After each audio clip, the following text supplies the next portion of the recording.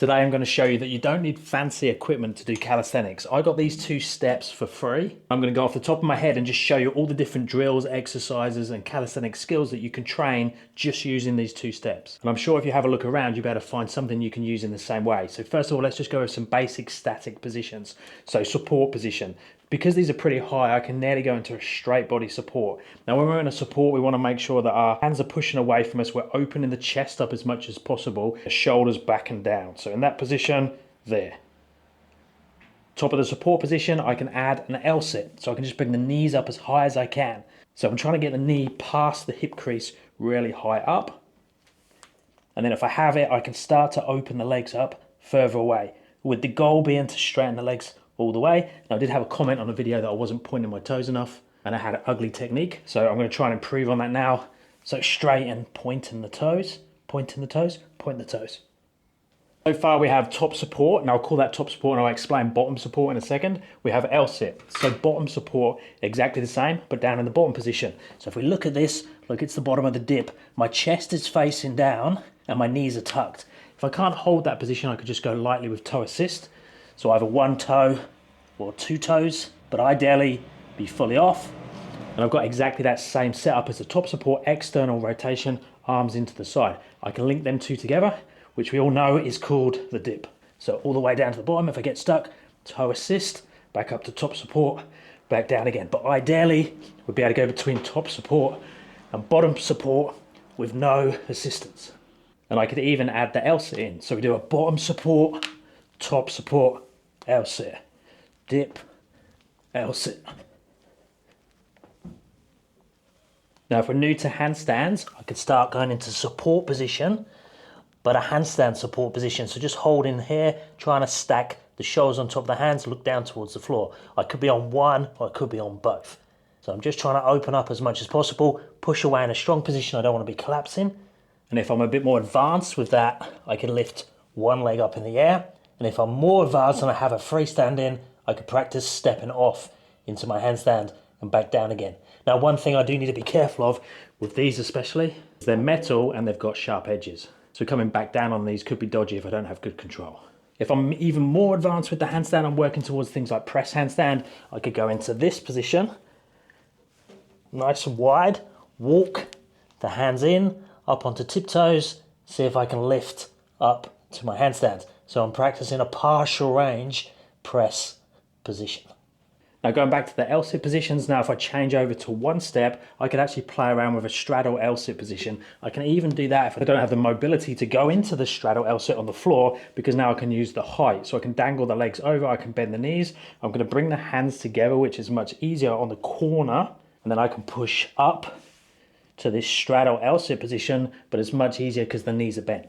So that was on the corner like that, which is much easier. But if I have a bit more mobility, I can widen the hands a bit wider, and then I can start to open the position out to straighter legs.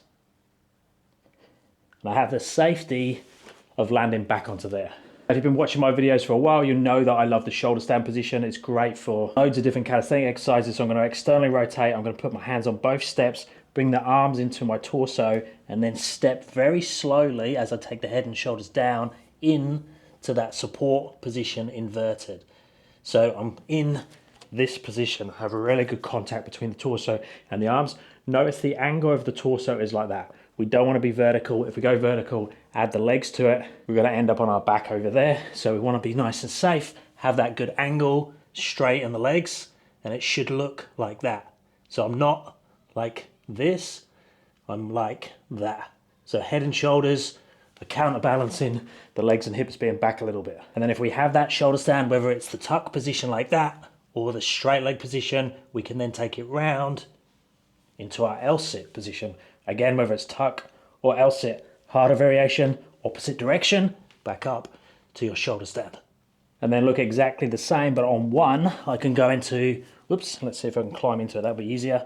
So tuck, shoulder stand position here, arms into the side, and then I can come round and back up, same as before, but this time, straddle L-sit, back to shoulder stand, whether it's tuck or straight. Going back to the handstand progressions, we can use the single one to work on our tuck position. So I'm going to put knees on there, going to have the hands in, ideally nice and close, and then walk the knees in as much as you can. And then I'm trying to push heels to butt, shoulders to the step, and hold that real tight position. And then I can do the partial range press like we've done with the double steps in the straddle. And back down again. Now any of these drills can be made easier or harder depending on the height. So I can change the height by just adding items to it. Just remember when you are doing that, you are decreasing the stability in some way. So stay safe with whatever you're doing. You could also train the tucks nastier brother, the pike position or the 7 handstand there, which is particularly nasty. And again, you could do a pike press. That was a bit fast. See if I can get the slower eccentric. I'm so sore from yesterday's training. It's not looking too good at the moment, but you get the idea. So 7 or pike. Keeping with the handstand strength, we could go into some advanced pike push-ups. So more handstand push-up related. So opening the shoulders at the top, coming down, taking the head to the floor, and then back open again. So these are really good if you're working towards those handstand push-ups. Another great one is if you're working to your crow transitions where you're stepping into the arm balance. So I'm coming down, touching, coming back again, same on the other side. And then I can play with going all the way into it, single leg, step, and then go back the way I came. Now a super popular one with calisthenics is the planche position. So we could hold this, so work on our statics positions there, and then enter the L-sit from there, and then eventually go L-sit back. Now if you're working towards that, these steps are really good for that because I can go from here, so an elevated position, step into that position, go down to my L-sit, and then just try and get back to the step. And then as I get stronger with it, I can do the eccentric to the L-sit, and then the L-sit back to the planche. You can work similar progressions if we're working L-sit to handstand. So I could go from this position down to the L-sit like we did with the planche, or I could actually start in a handstand position. I'm limited by my ceiling height here, but I can come down slowly to the L-sit and then work on really slow transitions, and then eventually L-sit all the way up to your handstand. Again, can't really do it with this height clearance. So let's try. I'll just have to stay in tuck or straddle.